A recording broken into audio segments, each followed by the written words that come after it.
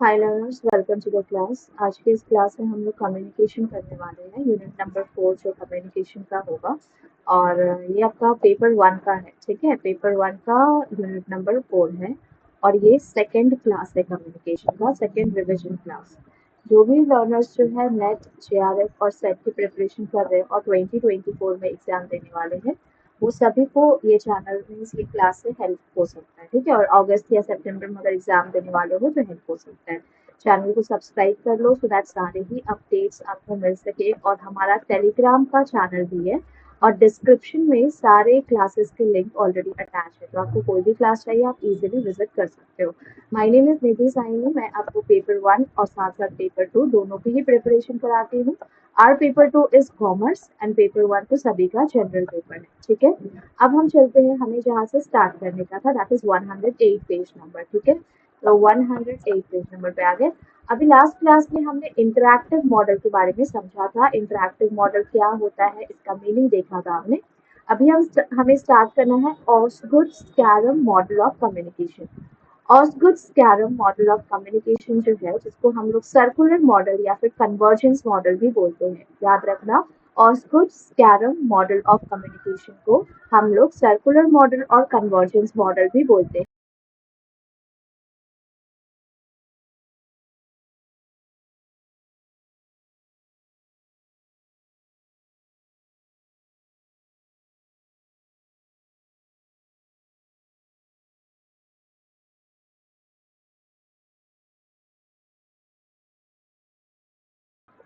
ठीक है, तो ये आपका ऑस्गुड है, जिसका दो नाम और है, सर्कुलर मॉडल और कन्वर्जेंस मॉडल। इसको दिया किसने है? इसको दिया है चार्ल्स ई ऑस्गुड ने एंड विल्बर स्कैलम ने। ये मॉडल जो है ये एक्सटेंशन है लीनियर मॉडल ऑफ कम्युनिकेशन का। मतलब आपको अगर पूछा जाए कि लीनियर मॉडल कम्युनिकेशन को और बाद में एक्सटेंड किया गया था, तो यस, लीनियर मॉडल कम्युनिकेशन को बाद में एक्सटेंड किया गया था, जो कि एक्सटेंड किया था ऑस्गुड स्कैलम ने। तो लीनियर लीनियर मॉडल कम्युनिकेशन का एक्सटेंशन है। एक्सटेंशन मतलब ऐड किया गया है, इसमें फीडबैक ऐड किया होगा, जरूर देखना। ठीक है, इसको कौन सा मॉडल है? Osgood Schramm model, SCHARMM स्कैलम model. ठीक है, लीनियर मॉडल ऑफ कम्युनिकेशन हो गया। अब यहाँ पे देखो क्या लिखा है। लीनियर मॉडल ऑफ कम्युनिकेशन क्या था? वन वे था, एक तरफा था। बट अब जब इसमें एक्सटेंशन हुआ तो कुछ एक्स्ट्रा ऐड हुआ होगा, तो अब ये थोड़ा ज्यादा डायनामिक और इंटरैक्टिव हो गया है। मतलब पहले ये वन वे था, पहले this linear model was one way, लेकिन अब जब ये इंटरैक्टिव हो गया, मतलब ये क्या हो गया? टू वे हो गया। तो इसमें जो एडिशन हुआ वो क्या हुआ? वन मोर पर्सन का हुआ। पहले लीनियर मॉडल में सिर्फ सेंडर हुआ करता था, बट इसमें जब ऐड किया गया और इसको टू वे बनाया गया, तो टू वे बनाने में यहाँ पे एक रिसीवर भी आ गया, और रिसीवर जो है वो फीडबैक भी शेयर करेगा। दैट्स व्हाई लीनियर मॉडल का extension, that is circular model of communication, जिसको कन्वर्जेंस मॉडल भी बोलते हैं, या फिर ऑस्गुड स्कैलम मॉडल ऑफ कम्युनिकेशन। ये इंट्रोड्यूस हुआ था 1950 में और कम्युनिकेशन स्टडी किया गया। ठीक है, communication take place in both both यहाँ बोथ होगा जरूर से। Communication take place in both, ठीक है, बोथ वर्बल और नॉन वर्बल दोनों तरीके से यहाँ पे बातचीत होता है। मतलब लीनियर मॉडल ऑफ कम्युनिकेशन में जो कम्युनिकेशन करने का तरीका है वो आपका वर्बल और साथ ही साथ नॉन वर्बल दोनों हो सकता है। नॉन वर्बल दोनों हो सकता है। ठीक है, नेक्स्ट पॉइंट। अब यहाँ पे देखो, अब ये है आपका ऑस्गुड स्कैलम मॉडल का, ऑस्गुड स्कैलम, SCHRAMM स्कैलम मॉडल, जिसको हम लोग क्या क्या बोलते हैं? जिसको हम लोग सर्कुलर मॉडल भी बोलते हैं और साथ ही साथ कन्वर्जेंस मॉडल भी बोलते हैं। कन्वर्जेंस मॉडल भी बोलते हैं। ठीक है, तो ऑस्गुड स्कैलम मॉडल जो कि आपका लीनियर मॉडल को एक्सटेंड कर रहा है, लीनियर मॉडल ऑफ कम्युनिकेशन में ये एक्सटेंशन जैसा है, मीन्स इसमें कुछ और ऐड किया गया जिसको टू वे बनाया गया। ठीक है, टू वे बनाया गया। पहले क्या था? इनकोडर है, मैसेज दिया, डिकोडर उसको रिसीव किया, बात खत्म। अब क्या होगा? ऐड क्या हुआ है? डिकोडर इंटरप्रेट करके, मतलब डिकोडर अंडरस्टैंड करके अब वो इनकोडर बनेगा, फिर वो एक फीडबैक देगा जिसको हम मैसेज बोलेंगे, जिसको हम मैसेज बोलेंगे, तो फीडबैक देगा। फिर डिकोडर फिर इंटरप्रेटर, मतलब ये आपका, कैन यू सी, ये सर्कुलर कम्युनिकेशन को रिप्रेजेंट कर रहा है। यस, दैट्स व्हाई आपका Osgood model of communication is circular. Osgood Schramm model of communication जो है ये इंटरैक्टिव होता है। आप ऊपर वाला डायग्राम में देख सकते हो, यहाँ पे इंटरैक्टिव है। क्यों इंटरैक्टिव है? क्योंकि इनकोडर भी यहाँ से बातचीत कर रहा है, रिसीवर भी यहाँ से, डिकोडर भी बातचीत कर रहा है, फिर डिकोडर इनकोडर बन जाता है, फिर इनकोडर डिकोडर बन जाता है। तो दिस इन दिस वे ये जो आपका कम्युनिकेशन हो जाता है ये इंटरैक्टिव होता है, जहाँ पे दोनों साइड से पर्सन इज टॉकिंग, दोनों साइड से पर्सन इज टॉकिंग, ठीक है। यहाँ पे ऑनगोइंग एक्सचेंज होता है सेंडर एंड रिसीवर का बीच में। यहाँ पे फीडबैक आ जाता है, कंटेक्स्ट होता है, इंडिविजुअल अपना एक्सपीरियंस को शेयर करते हैं, सो दैट आपका जो कम्युनिकेशन है वो ज्यादा अंडरस्टैंडिंग और रियल वर्ल्ड के अकॉर्डिंग हो सके, ठीक है। अब यहाँ देखो फील्ड ऑफ एक्सपीरियंस। अब यहाँ पे जब हमने एक्सपीरियंस की बात की, दोनों सेंडर और रिसीवर दोनों ही एक यूनिक बैकग्राउंड से होते हैं, अपना एक्सपीरियंस शेयर करते हैं, कल्चरल कॉन्टेक्स्ट को शेयर करते हैं कम्युनिकेशन में, जिससे किसी भी इंडिविजुअल का अपना एक्सपीरियंस से इन्फ्लुएंस होकर वो अपना मैसेज को इनकोड या डिकोड करता है, ठीक है। ऑस्कुट स्कैलर मॉडल जो है एक सर्कुलर और साथ ही साथ इंटरैक्टिव मॉडल ऑफ कम्युनिकेशन है, जो ये बताता है कि आपका कम्युनिकेशन हमेशा टू डायरेक्शन में होता है। चार मेन प्रिंसिपल को ये फॉलो करता है। एक सर्कुलर कम्युनिकेशन होना चाहिए, इंटरप्रिटेशन होना चाहिए, इनकोडिंग होना चाहिए एंड डिकोडिंग होना चाहिए। सेम ये डायग्राम में देखो, इनकोडर होना चाहिए, डिकोडर होना चाहिए, इंटरप्रेटर होना चाहिए, और एक क्या था, इंटरप्रेटर होना चाहिए, और एक हाँ, इंटरप्रेटर होना चाहिए, and encoding and decoding and circular communication तो वो है ही, ठीक है। तो इतना ही था आपका Osgood Schramm model of communication में, दैट्स इट। अब हम आ जाते हैं Westley and MacLean model. Westley and MacLean model ये आपका इंट्रोड्यूस हुआ था 1957 में। ये जो कम्युनिकेशन मॉडल है ये भी आपका लीनियर मॉडल, लीनियर ट्रांसमिशन के बारे में ही है, ठीक है, जो कि एक इंटरैक्टिव प्रोसेस बन गया। यहाँ पे आप both interpersonal and mass communication दोनों पे फोकस करते हो। मतलब वेस्ले एंड मैकक्लीन का जो मॉडल है ये भी आपका टू वे प्रोसेस है। हमेशा ध्यान रखना, जहां भी आपका इंटरपर्सनल हो जा रहा है, इंटरएक्टिव हो जा रहा है, इंटरएक्टिव मतलब दोनों पर्सन एक्टिव होगा, मतलब टू वे प्रोसेस होगा, जहाँ पे प्रॉपर से फीडबैक भी होगा। न्यूकॉम एंड लेविन मॉडल ये रिकॉग्नाइज करता है कि क्या नेचर है कम्युनिकेशन का, और इस ट्रांसमिशन प्रोसेस में एक सेंडर जो होता है इनकोड करता है, ट्रांसमिट करता है मैसेज को, और रिसीवर को भेजता है। तो ये इंटरैक्शन प्रोसेस होता है जहाँ पे फीडबैक भी आया, जहाँ पे एक कंटिन्यूअस आप इंटरप्रेट करते हो, समझने की कोशिश करते हो एंड सिचुएशन के अकॉर्डिंग एडजस्टमेंट करते हो। फीडबैक जो होता है ये डायनामिक होता है। आपको मास कम्युनिकेशन में फीडबैक इनडायरेक्ट वे से मिलता है। अब वो मास कम्युनिकेशन में इनडायरेक्ट वे से कैसे मिलता है, आप ये देखो, आपको इंस्टाग्राम पर एक वीडियो डाला गया, ठीक है। अब वो वीडियो के नीचे कमेंट्स आना शुरू हो गया, ठीक है, कमेंट आना शुरू हो गया।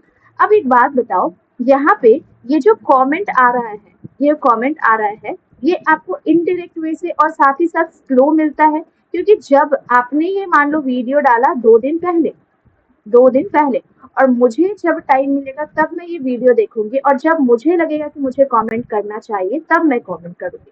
तो यहाँ पे थोड़ा स्लो हो जाता है, और इनडायरेक्ट इस वजह से हो जाता है क्योंकि आपने कमेंट देखा होगा, इंस्टाग्राम तो आप सब खुद भी चलाते हो, कमेंट देखा होगा, कमेंट कभी कभी इनडायरेक्ट वहां पे शो होता है।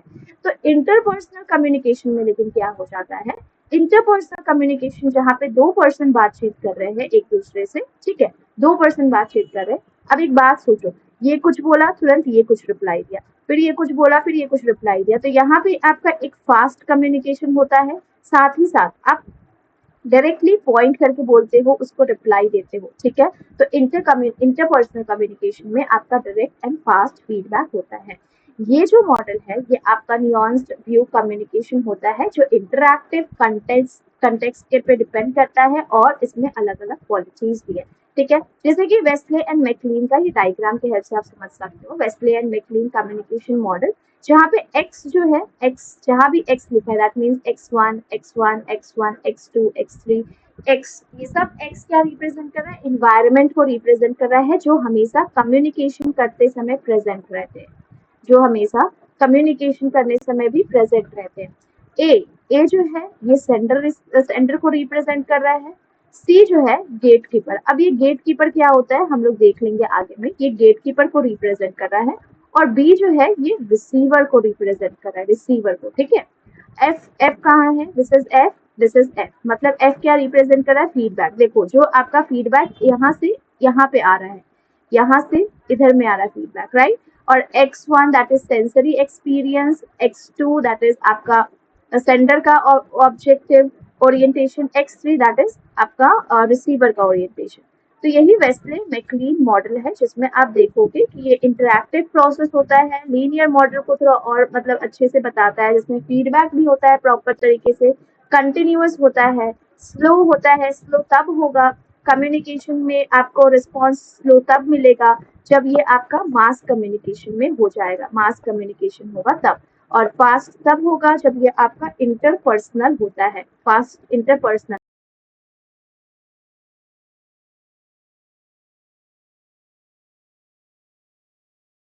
इंटरपर्सनल में आपका फास्ट कम्युनिकेशन हो जाता है, ठीक है।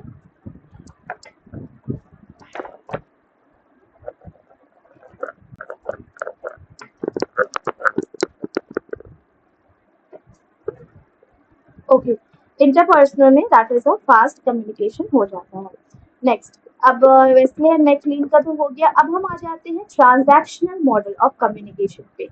ट्रांजैक्शनल मॉडल ऑफ कम्युनिकेशन जो होता है, हम जब ट्रांजैक्शन करते हैं बैंक अकाउंट में, डेबिट क्रेडिट क्रेडिट डेबिट लगा रहता है, राइट। तो सेम आप उसको इससे कनेक्ट कर सकते हो कि ट्रांजैक्शनल मॉडल ऑफ कम्युनिकेशन ये भी आपका ऑनगोइंग होता है, एक्सचेंज होते रहता है वन बाय वन सेंडर से रिसीवर तक कम्युनिकेशन को, जहाँ पे दोनों ही पार्टी एक्टिव रहते हैं हमेशा, ठीक है। म्यूचुअल दोनों में इन्फ्लुएंस, फीडबैक और डायनामिक होता है नेचर ऑफ कम्युनिकेशन। दोनों ही पार्टी अपना अपना कंट्रीब्यूशन प्रोवाइड करते हैं, जहाँ पे इंटरेक्शन होता है दोनों पार्टी का। ये मॉडल जो है ये आपका गिव एंड टेक वाला प्रोसेस होता है, जैसे मैंने आपको बोला ना कि डेबिट क्रेडिट वाला होता है, तो वही गिव एंड टेक वाला हुआ, ना कि वन वे होता है। ट्रांजैक्शन मतलब यही समझो कि ट्रांजैक्शन हो रहा है, एक ने कुछ बोला तो दूसरे भी कुछ बोलेंगे, तो ये आपका एक ऑनगोइंग चलते रहता है, हमेशा दोनों ही पार्टी एक्टिव रहते हैं इसमें। साथ ही साथ दोनों का बीच में म्यूचुअल अंडरस्टैंडिंग होता है, फीडबैक होता है, डायनामिक नेचर में आपका कम्युनिकेशन होता है, दोनों ही पार्टी अपना अपना इंटरेक्शन कंटिन्यू रखते हैं। ये मॉडल वन वे होने की जगह टू वे होता है, और टू वे में भी ये गिव एंड टेक प्रोसेस को फॉलो करता है। तो ये आपका ट्रांजैक्शनल मॉडल का मीनिंग हो गया। अब यहाँ देखोगे ट्रांजैक्शनल मॉडल जो है ये थ्योरी, ये आपका कम्युनिकेशन में दो या दो से ज्यादा पर्सन में दैट इज ऑनगोइंग एक्सचेंज होते रहता है मैसेज का, जहाँ पे दोनों ही दैट इज सेंडर और साथ ही साथ रिसीवर दोनों ही अपने मैसेज को एक दूसरे तक पहुंचाते रहते हैं।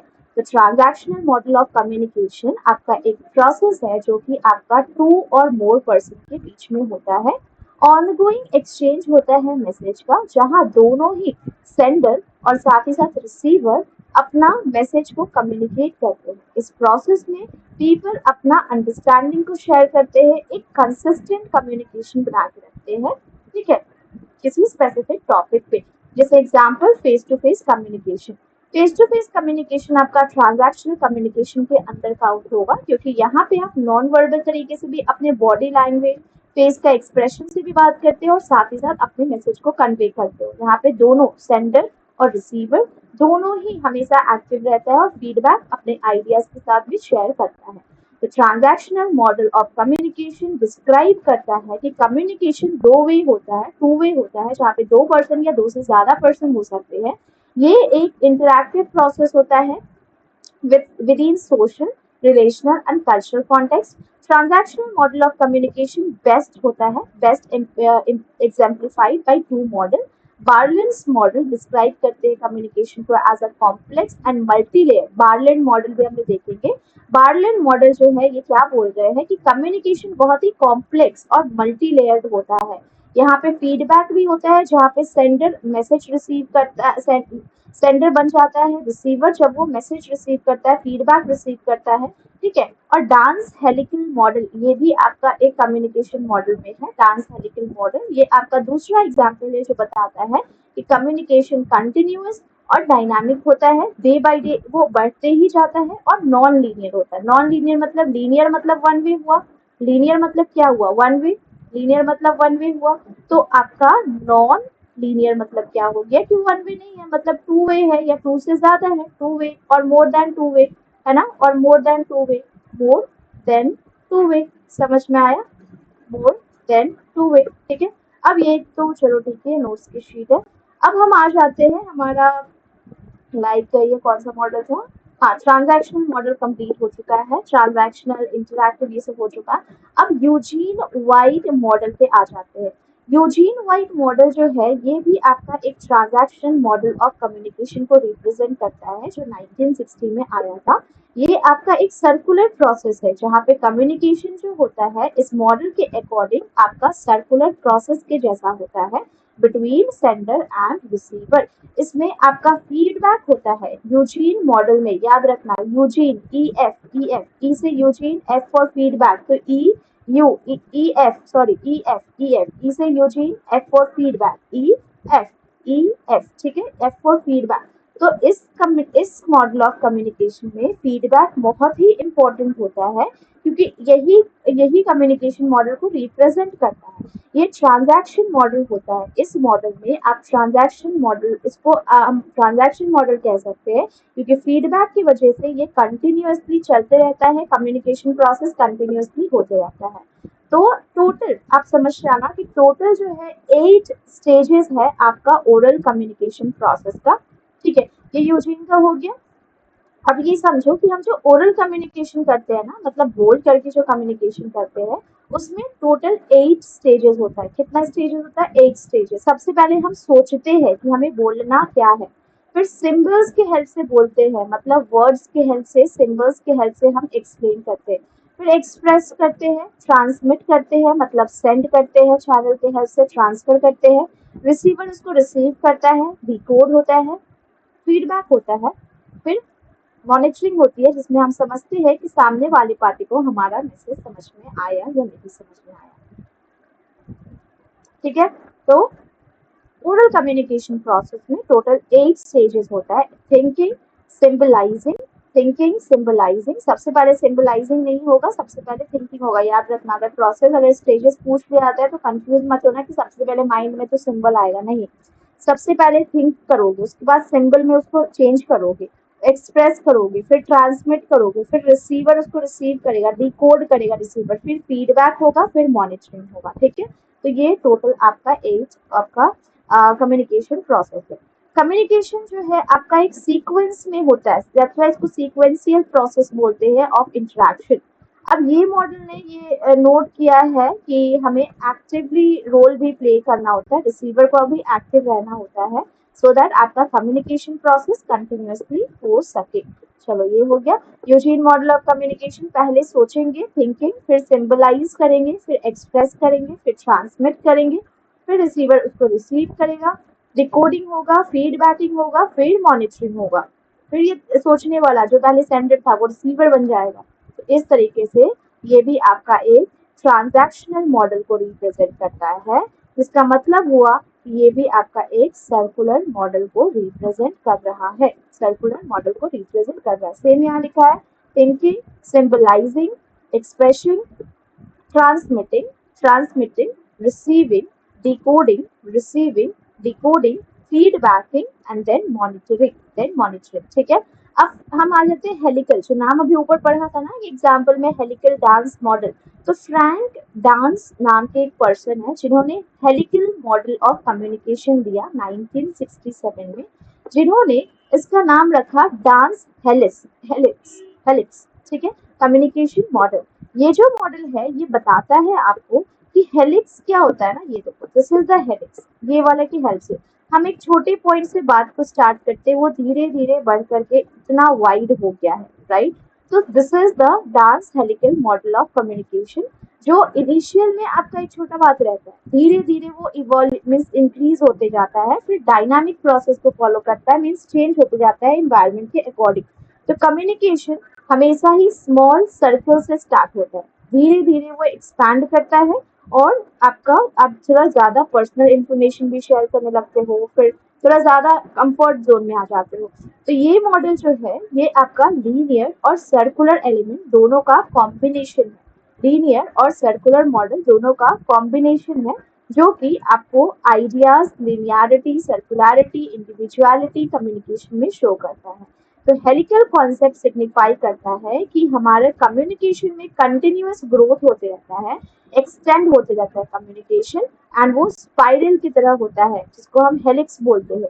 ओवरऑल डांस हेलिकल मॉडल जो है ये आपका कम्युनिकेशन जो है ये आपका कॉम्प्लेक्स होता है जो जर्नी के साथ इवॉल्व करता है। फीडबैक बहुत इंपॉर्टेंट रोल प्ले करता है इसके प्रोग्रेशन के लिए। अब एक बात खुद सोचो, आपने किसी से न्यू न्यू फ्रेंडशिप की है, ठीक है, न्यू न्यू फ्रेंडशिप की है, ठीक है, हाय हेलो हुआ, ठीक है, तो आपका बातचीत स्टार्ट हो गया, हाय हेलो, ठीक है, उसके बाद क्या होगा, how are you, I am good, ठीक है, और बात बढ़ा, कहाँ से हो, एड्रेस शेयर होगा, ठीक है, कौन से क्लास में हो, सब कुछ शेयर होगा, ठीक है। तो धीरे धीरे कैन यू सी हाई से स्टार्ट हुआ था, उसके बाद आपका कम्युनिकेशन कितना बढ़ते गया बढ़ते गया बढ़ते गया बढ़ते गया बढ़ते गया, तो ये this is increasing increasing increase होते रहता है, राइट, इंक्रीज होते रहता है, दैट्स व्हाई इसको हम लोग स्पाइरल के हेल्प से शो करते हैं।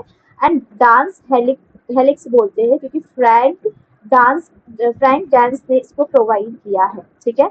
और साथ ही साथ इसमें आपका फीडबैक बहुत ही इंपॉर्टेंट रोल प्ले करता है, क्योंकि मान लो अगर ये हाई का रिप्लाई हेलो नहीं आता या हाई का रिप्लाई हाई में नहीं आता, तो फिर क्या ये कम्युनिकेशन आगे बढ़ पाता, नहीं, फिर ये क्या होता, फिर ये कम्युनिकेशन यहीं पे स्टॉप हो जाता, राइट। तो ये हाई का रिप्लाई हेलो में आया तब जाके ये कम्युनिकेशन इतना बढ़ा है, right, communication day by day इतना इंक्रीज होते गया है। तो इसमें भी आपका फीडबैक बहुत ही इंपॉर्टेंट रोल प्ले करता है। तो dance helical model of communication जो है साइक्लिकल होता है। यू कैन सी बात हुआ, फीडबैक मिला, फिर आपको नया टॉपिक पे बात हुआ, फिर फीडबैक मिला, फिर बात हुआ, फिर फीडबैक मिला, फिर बात हुआ, फिर फीडबैक मिला। तो इस तरीके से आपका कम्युनिकेशन चलते ही जाता है, नेवर एंडिंग प्रोसेस होता है, कंटिन्यूअस होता है, सर्कुलर होता है, ठीक है, और कंटेक्चुअल होता है, कंटिन्यूअस होता है, नॉन रिपीटेटिव होता है, एक्यूमुलेटिव होता है। धीरे धीरे आप इनसे अपना पर्सनल जानकारी मीन्स डिटेल्स भी शेयर करोगे कि मेरे साथ एक बार ऐसा हुआ था, मेरे साथ एक बार ऐसा नहीं हुआ था।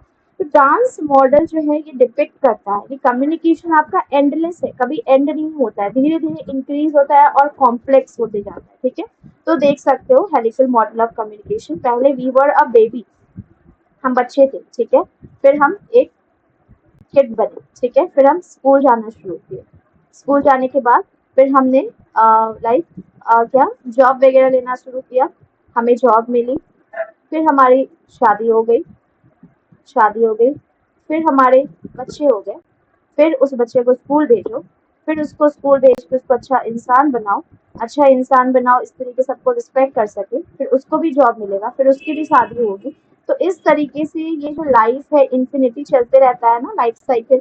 तो उसी तरीके से आपका कम्युनिकेशन एक बर्थ से स्टार्ट होता है एंड वो day by day day by day day by day increase होते रहता है और ये इन्फिनिटी तक इंक्रीज होता चला जाता है, ठीक है।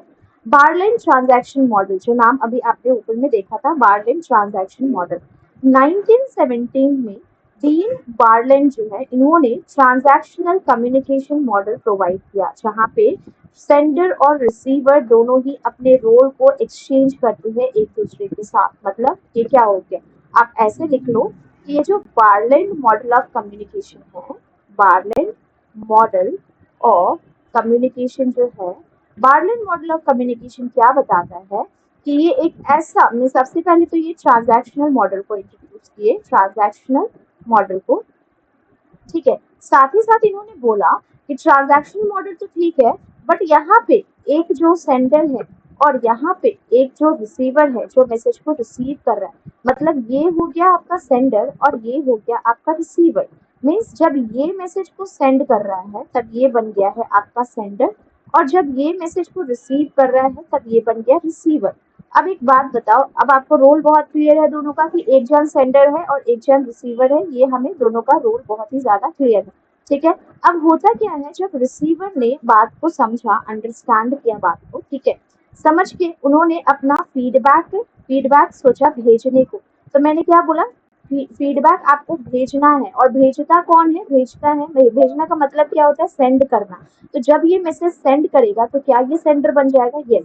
और जब ये सेंडर बना है तो क्या ये उस टाइम रिसीवर बन जाएगा? यस, क्योंकि ये रिसीव कर रहा है उसके मैसेज को, ये रिसीव कर रहा है उसके फीडबैक को, मतलब ये रिसीवर बन गया।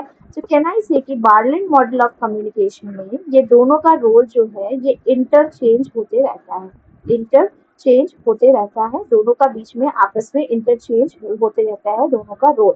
ठीक है, सेम यहाँ लिखा है बार्लिन मॉडल ऑफ कम्युनिकेशन में, जहाँ पे 8 एलिमेंट होते हैं। पर्सन होता है जो आपका स्टार्टिंग करने वाला है मैसेज का, मतलब सेंडर। उसके बाद इनकोडर होता है जो मैसेज को इनकोड करता है, फिर डिकोडिंग होती है, पब्लिक रहते हैं, प्राइवेट क्यूज होते हैं, वर्बल बिहेवियर क्यूज होते हैं, नॉन वर्बल बिहेवियर क्यूज होते हैं, एंड मैसेज होता है। ये आपका रेसिप्रोकल मैसेज पे ज़्यादा एफर्ट डालता है, जहाँ पे हम एक्सचेंज करते हैं, दोनों ही पार्टीज के बीच में कम्युनिकेट करते हैं social reality, cultural context, non verbal feedback को समझते हुए।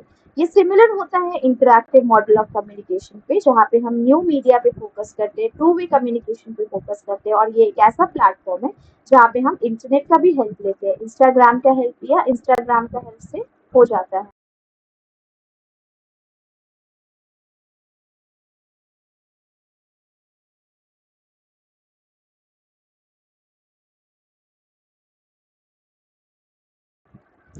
आपका इसमें लाइक इसमें इंस्टाग्राम पे आप बातचीत करते हो, तो दोनों का बीच में जब बातचीत होता है तो वो इंक्रीज होते जाता है। व्हाट्सएप पे बात करते हो, बातचीत करके वो डे बाय डे इंक्रीज होता है, आप रिस्पॉन्ड करते हो, अपने आइडियाज को एक्सचेंज करते हो, तो ये सब बार्लिन ट्रांजैक्शन मॉडल में शो किया गया है। ठीक है, अब सब मॉडल में आपको डिफरेंस समझने का है, डिफरेंस को ध्यान से समझना। ये है आपका लीनियर मॉडल, ये है इंटरैक्टिव मॉडल, और ये है transactional model. Interactive model and transactional model में बहुत ज्यादा कंफ्यूजन होता है, तो इसको ध्यान से देखेंगे। ये तो क्लियर है कि लीनियर आपका यूनिडायरेक्शनल होता है, मतलब वन वे होता है, मतलब यहाँ पे कोई भी फीडबैक नहीं होता है। इंटरैक्टिव हमेशा ही याद रखना, इंटरैक्टिव बाई डायरेक्शनल होता है। एक सेंडर होता है, एक रिसीवर होता है, दोनों अपने रोल को स्विच करते हैं। रियल टाइम पे फीडबैक होता है, याद रखना, रियल टाइम पे फीडबैक होता है। फीडबैक आपको तभी मिलेगा जब आप बातचीत कर रहे हो तब। ठीक है, जैसे कि आपने फोन कॉन्वर्सेशन पे बातचीत किया, तो वो आपका इंटरैक्टिव प्रोसेस होगा, इंटरैक्टिव टाइप ऑफ कम्युनिकेशन होगा, जहाँ पे दोनों जो बातचीत कर रहे हैं एक दूसरे से रियल टाइम पे बातचीत कर रहे हैं, और एक दूसरे से रियल टाइम पे कॉन्वर्सेशन कर रहे हैं। ठीक है, face to face direct. But transactional क्या होता है? ट्रांजैक्शनल आपका कंटिन्यूअस होता है, साइमल्टेनियस सेंडर और रिसीवर होते हैं, कांस्टेंट फीडबैक होता है, और ये इंटीग्रल प्रोसेस होता है, मतलब ग्रुप डिस्कशन या आपने कोलैबोरेशन किया ऑनलाइन प्लेटफॉर्म पे, तो क्या ये नेसेसरी है कि आपको रियल टाइम पे फीडबैक मिलेगा? जरूरी नहीं है कि आपको रियल टाइम पे फीडबैक मिलेगा। हो सकता है आपको 1 घंटे बाद फीडबैक मिले, हो सकता है आपको 15 मिनट बाद फीडबैक मिले, तो वो आपका ट्रांजैक्शनल मॉडल ऑफ कम्युनिकेशन हो जाता है। देखो, तीनों का मेन डिफरेंस समझने की कोशिश करो। लीनियर मॉडल ऑफ कम्युनिकेशन के साथ तो हम लोग बहुत ही क्लियर है कि आपका ये वन वे कम्युनिकेशन होता है, और अगर वन वे कम्युनिकेशन हुआ मतलब there is no feedback, there is no feedback. ठीक है, ये आपका लीनियर का हो गया। ठीक है, अब जैसे कि आपने क्या रेडियो पे, एग्जाम्पल में आप लिख लो, रेडियो पे आप न्यूज सुन रहे हो, रेडियो पे you are listening the news, ये हो गया आपका linear model of communication. Next में अगर हम आ जाए इंटरैक्शनल, इंटरैक्शनल, इंटरैक्शनल का ना, interactional model of interactive, okay,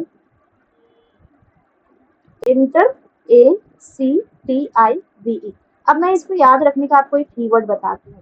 पहले तो ये लिख लेते हैं कि ये आपका रियल टाइम पे होता है। ठीक है, आपका सेंडर और रिसीवर, सेंडर और रिसीवर दोनों ही अपने रोल को एक्सचेंज करते हैं रियल टाइम पे, रोल को एक्सचेंज करते हैं रियल टाइम पे। ठीक है, आपका इंस्टेंट फीडबैक होता है, इंस्टेंट फीडबैक मतलब तुरंत आपको फीडबैक मिलता है। साथ ही साथ यहाँ पे आप एग्जाम्पल में लिख सकते हो, जैसे कि फेस टू फेस बात करना, फेस टू फेस बात करना, या फिर आप लिख सकते हो फोन पे कॉन्वर्सेशन करना। फोन पे जब बात करते हैं अपने फ्रेंड को, फ्रेंड से बात करते हैं, उसको कुछ भी बताया रियल टाइम में उससे रिस्पॉन्स मांगते हैं ना कि नहीं ठीक है तुम हाँ या ना अभी बोलो। तो देखो इसमें ना एक वर्ड आ रहा है एक्टिव, और एक्टिव मतलब क्या होता है? एकदम एक्टिव रहना, कौन क्या बोल रहा है क्या नहीं बोल रहा है ये सुनना। और हम एक्टिव तभी रह सकते हैं जब हम रियल टाइम पे वर्क कर रहे हैं, रियल टाइम पे। तो इंटरएक्टिव में आपको ये समझ में आ जाएगा कि अगर इंटरएक्टिव लिखा है तो मतलब वो रियल टाइम पे होगा, सेंडर और रिसीवर दोनों ही अपने रोल को एक्सचेंज करेंगे, इंस्टेंट फीडबैक होगा, जैसे फेस टू फेस में एकदम एक्टिव है कि राम ने श्याम को क्या बोला, ये वो एक्टिवली सुन रहा है, श्याम ने राम को क्या बोला, ये वो एक्टिवली सुन रहा है, मतलब दोनों का बीच में जो इंटरेक्शन हो रहा है, दोनों का बीच में जो बातचीत हो रहा है वो एकदम तुरंत वाला सीन में हो रहा है, ठीक है। अब जैसे कि लीनियर का बेस्ट एग्जांपल तो आपको मैंने बता दिया, रेडियो, या फिर आप लेक्चर भी एक एग्जांपल में लिख सकते हो। जब प्रोफेसर लेक्चर देते हैं तो क्या कोई अलाउड होता है बीच में उनको इंटरप्ट करने के लिए? नहीं, बिल्कुल नहीं होता है। अब एक बचा आपका ट्रांजैक्शनल। ट्रांजैक्शनल भी आपका हमेशा याद रखना, ये भी आपका टू वे होता है, और साथ ही साथ यहाँ पे भी आपका सेंडर और रिसीवर दोनों ही अपने रोल को एक्सचेंज करते हैं, रोल को एक्सचेंज करते हैं, ठीक है, रोल को एक्सचेंज करते हैं। बट यू नो व्हाट, इसमें आपका रियल टाइम का रिक्वायरमेंट नहीं है, जरूरी नहीं है कि ये रियल टाइम पे होगा। ये मान लो आपने कोई ऑनलाइन प्लेटफॉर्म पे आपने कुछ पोस्ट किया और ऑनलाइन प्लेटफॉर्म पे आपको रिस्पॉन्स मिल रहा है, उसके अकॉर्डिंग आप रिप्लाई दे रहे हो, तो वो रियल टाइम पे नहीं होता है ना। मान लो हमने पोस्ट डाला 15 बजे, मतलब 3 बजे, हमने इंस्टाग्राम पे पोस्ट किया 3 बजे, ठीक है, 3 बजे हमने पोस्ट डाला अपना अच्छा सा एक फोटो को, ठीक है। अब ये पोस्ट किया, अब इस पे मान लो जो 7 बजे रात को देख रहे हैं उन्होंने कुछ कमेंट किया, ठीक है, कमेंट किया। तो अब एक बात बताओ, क्या ये रियल टाइम पे हुआ? नहीं, यहाँ पे भी रिस्पॉन्स मिल रहा है बट यहाँ पे आपका रिस्पॉन्स रियल टाइम पे नहीं हो रहा है, ठीक है। तो सेम यही डिफरेंस आप समझ सकते हो। यहाँ पे देखो लीनियर का लिखा है, ट्रेडिशनल लेक्चर जो वन वे होता है, रेडियो का ब्रॉडकास्ट जो वन वे होता है।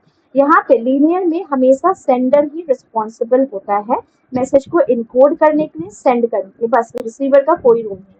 इंटरैक्टिव में सेंडर और रिसीवर दोनों ही अपने रोल को स्विच करते हैं, और ट्रांजैक्शनल में भी सेंडर और रिसीवर दोनों एक्टिवली अपने पार्टिसिपेट करते हैं और रोल को एक्सचेंज करते हैं। यहाँ पे लीनियर में हम रिसीवर जो है सिर्फ और सिर्फ डिकोडिंग पे फोकस करता है, जो मैसेज को रिसीव किया है। बट इंटरैक्टिव में रिसीवर तो डिकोड करेगा, साथ ही साथ वो रिस्पॉन्स भी सबमिट करेगा, फीडबैक भी देगा। यहाँ पे ट्रांजैक्शन में भी रिसीवर जो है एक्टिवली इंटरप्रेट करेगा, फीडबैक देगा, अपना कंट्रीब्यूशन प्रोवाइड करेगा कॉन्वर्सेशन में। लीनियर हमेशा ही वन वे होता है, जहाँ पे सेंडर से रिसीवर वन वे में आपका मैसेज ट्रांसफर होता है। बट आपका इंटरैक्टिव सर्कुलर होता है, बाई डायरेक्शनल होता है, सेंडर और रिसीवर दोनों आपस में मैसेज को चेंज करते हैं। बट ट्रांजैक्शनल जो है ये भी आपका सर्कुलर, साइमल्टेनियसली कांस्टेंट एक्सचेंज होते रहता है। लीनियर का एग्जाम्पल एरिस्टोटल, याद होगा, एथोस पैथोस लोगोस, जो स्पीकर और स्पीच वाला कॉन्सेप्ट था। शैनन वीवर वाला भी हमें याद है, एसएमसीआर मॉडल, ठीक है, जहाँ पे एक सोर्स होता है, मैसेज होता है, चैनल होता है, रिसीवर होता है। विल्बर्स कैरम मॉडल, अभी जस्ट हमने पढ़ा विल्बर्स कैरम मॉडल के बारे में। डांस हेलिकल मॉडल जस्ट अभी पढ़ा, वो ऐसे ऐसे वाला आपका है ना। And Westley MacLean and Barnlund model, ये आपका ट्रांजैक्शनल में आ जाता है, तो ये हिंदी में है, रीड कर लेना। लीनियर मॉडल कम्युनिकेशन का एग्जांपल, जहाँ पे एक यूनिवर्सिटी के प्रोफेसर अपने लेक्चर को प्रोवाइड करे, जहाँ पे स्टूडेंट्स कोई इंटरप्शन नहीं प्रोवाइड कर सकता है, वो आपका लीनियर का एग्जांपल हो गया। इंटरैक्टिव का एग्जांपल एक टेलीफोन कॉन्वर्सेशन, इंटरैक्टिव का एग्जांपल एक टेलीफोन कॉन्वर्सेशन, ठीक है, जहाँ पे दोनों ही पार्टिसिपेंट जो है बोल रहे हैं, रिस्पॉन्ड कर रहे हैं, एक्टिवली रिस्पॉन्ड कर रहे हैं। थर्ड हो गया ट्रांजैक्शनल मॉडल, जैसे कि ग्रुप डिस्कशन हो गया, जहाँ पार्टिसिपेंट जो है एक्टिवली कंट्रीब्यूशन भी देते हैं, सुनते भी है और इमीडिएट फीडबैक भी देते हैं। तो ये एग्जांपल्स कंप्लीट हो गया। अब हम अलग अलग इंटरपर्सनल कम्युनिकेशन के बारे में जान लेते हैं। इंटरपर्सनल कम्युनिकेशन क्या होता है, यहाँ पे नहीं दिया हुआ है। इंटरपर्सनल कम्युनिकेशन में आपको बताती हूँ with the help of diagram. Interpersonal communication,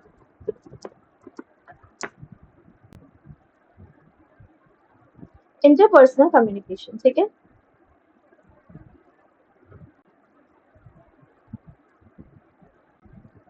चाहे आप यहाँ से भी देख सकते हैं।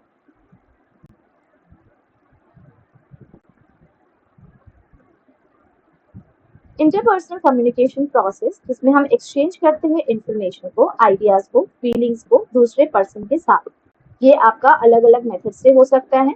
Oral communication, written communication, non verbal communication और सुन के भी हो सकता है। ठीक है, ये आपका इंटरपर्सनल कम्युनिकेशन का मीनिंग था। इंटरपर्सनल कम्युनिकेशन जहाँ पे एक्सचेंज होता है इंफॉर्मेशन का बिटवीन बिटवीन एक्सचेंज हो रहा है इंफॉर्मेशन का बिटवीन, आप देखो, टू या फिर दो से ज्यादा पर्सन, जहाँ पे रिसर्च अंडरस्टैंड करना ह्यूमन वर्बल और नॉन वर्बल दोनों का हेल्प लेते हैं। ठीक है, ये आपका इंटरपर्सनल कम्युनिकेशन हो जाता है। जैसे कि हाँ, ये वाला डायग्राम देख लो।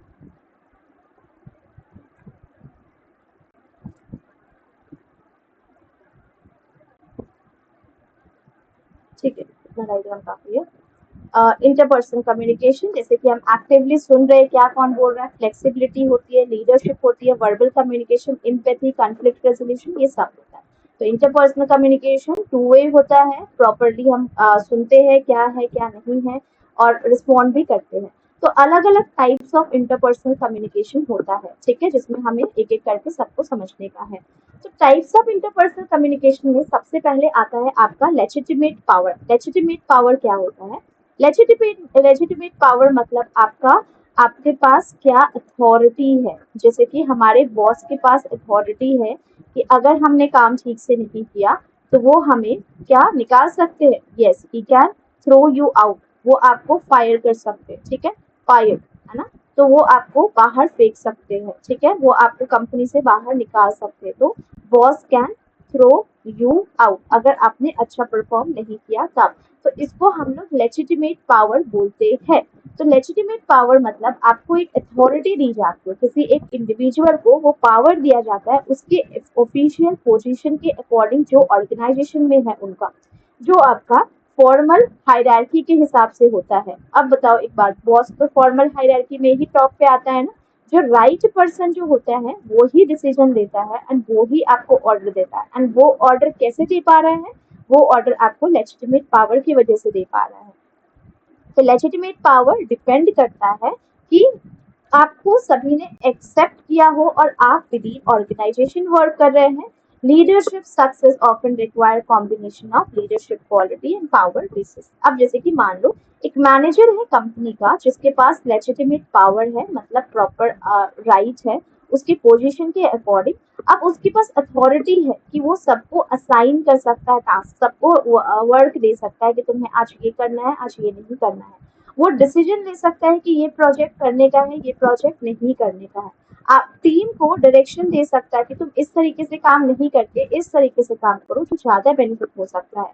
टीम मेंबर जो है उसके उसके पॉइंट्स को एक्सेप्ट करेंगे, उसको फॉलो करेंगे, मैनेजर्स के इंस्ट्रक्शंस को फॉलो करेंगे। क्यों करेंगे? क्योंकि मैनेजर के पास एक ऑफिशियल रोल है जो ऑर्गेनाइजेशन स्ट्रक्चर के अंदर, जिसको हम लोग लेजिटिमेट पावर बोलते हैं, जिसको मैनेजर के पोजीशन से बांध के रखा है, एक फॉर्मल अथॉरिटी है विद इन द कंपनी।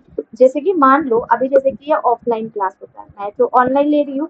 अगर मान लो ये ऑफलाइन क्लास होता और ऑफलाइन क्लास में मैं अगर आपको बोलती कि एक काम करो, अभी ना आपको लाइक टीचिंग एप्टीट्यूड नहीं करके आपको रिसर्च एप्टीट्यूड पढ़ने का है। ठीक है, एंड मैंने बोला कि रीता एंड गीता, मोहन, ये सब के सब बच्चे रिसर्च एप्टीट्यूड पढ़ेंगे और जो बच्चे बच गए हैं वो सब के सब रिसर्च टीचिंग एप्टीट्यूड पढ़ेंगे। तो क्या आप मेरे पे क्वेश्चन करोगे? बिल्कुल नहीं, आप सिंपली उसको फॉलो करोगे। क्यों फॉलो करोगे? क्योंकि आप जानते हो कि मेरा पोजीशन क्या है। मैं आपको ये ऑर्डर्स दे सकती हूँ कि आपको अभी क्या पढ़ना है क्या नहीं पढ़ना है। तो ये सब आप इसको फॉलो करोगे एक प्रॉपर तरीके से। एंड इस चीज को जो फॉलो कर रहे हैं इसी चीज को हम लोग बोलते हैं लेजिटिमेट पावर। मतलब एक आपके मेरे पास एक ऐसा अथॉरिटी है कि मैं आपको ऑर्डर दे सकती हूँ। ठीक है, उसके बाद आता है देखो legitimate power, the power that comes from holding the position. ठीक है, पोजीशन को होल्ड करने की वजह से आपको मिलता है, आपके पास एक पोजीशन है। अब यहाँ पे मैं, आप सब मेरे स्टूडेंट्स हो एंड मैं क्या हूँ? मैं एक टीचर हूँ। ठीक है, आई एम अ टीचर। तो इस वजह से, इस पोजीशन की वजह से मुझे वो लेजिटिमेट पावर मिला है, वो लीगल राइट मिला है कि मैं आपको ऑर्डर्स दे सकती हूँ।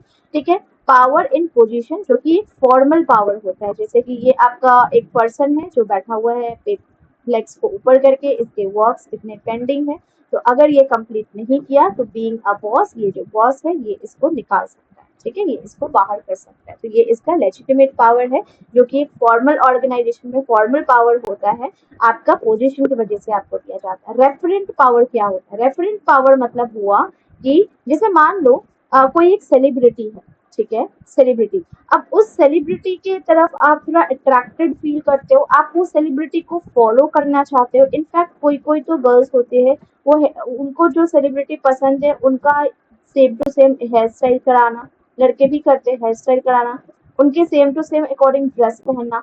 तो ये सब क्या है कि रेफरेंट पावर है, कि आप किसी के पर्सनल क्वालिटी को, करिश्मा को, आप उसके लाइकेबिलिटी को आप फॉलो कर रहे हो। ये आपका फॉर्मल पोजीशन की वजह से नहीं होता है, बट आप उसको एडमायर कर रहे हो एंड आप उनके जैसा बनना चाहते हो। तो that is the referent power. किसी करिस्मेटिक रिस्पेक्टेड सेलिब्रिटी के पास रेफरेंट पावर हो सकता है, जो कि पीपल को इन्फ्लुएंस करता है अपने पर्सोना के हेल्प से, और सबको इन्फ्लुएंस करके सबको अपने जैसा बनाना चाहता है। ठीक है, तो that is the referent power. आपके अंदर वो गुण है कि आपको सब पसंद कर रहे हैं और सब आपकी प्रशंसा कर रहे हैं और आपके जैसा ही बनना चाहते हैं। देखो, उनके जैसा बनने की आकांक्षा रखते हैं। ठीक है, तो वो आपका हो जाता है रेफरेंट पावर। जैसे कि बहुत सारे स्टूडेंट का आइडल टीचर होती है, तो आइडल टीचर के जैसा ही वो बनना चाहते हैं। इनफैक्ट वो बोलते भी है क्लास में कि मैं बड़े होकर आपके जैसा बनूंगी या बनूंगा, है ना, आपके जैसे ही मैं पढ़ाऊंगा। तो ये क्या है? ये रेफरेंट पावर है, जो इस टीचर का जो